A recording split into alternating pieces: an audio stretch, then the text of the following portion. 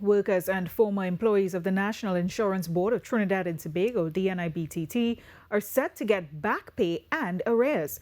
Prime Minister Kamla Persad-Bissessar, in a statement to the lower house of Parliament, said for more than a decade, employees of NIBTT have been waiting in frustration and deprivation for what was lawfully theirs. A legally binding collective agreement entered into between the PSA and the NIBTT covered the period January 1st, 2014 to December 31st, 2016. The Prime Minister noted the agreement was solemnly settled, duly signed and lawfully registered, binding on all parties with the full force of law. She blamed the former PNM administration for deliberately blocking NIBTT from honouring its obligation to workers.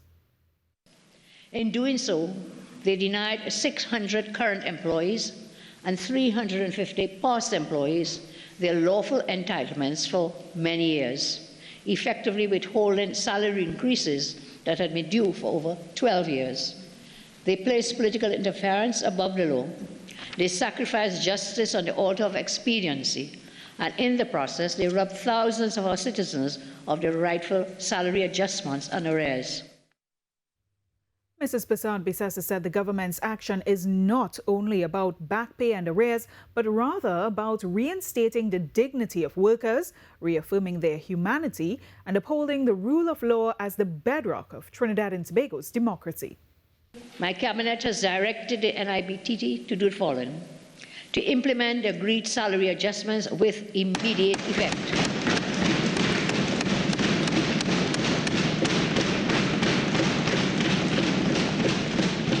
to facilitate the full and prompt payment of all outstanding arrears to affected employees without delay.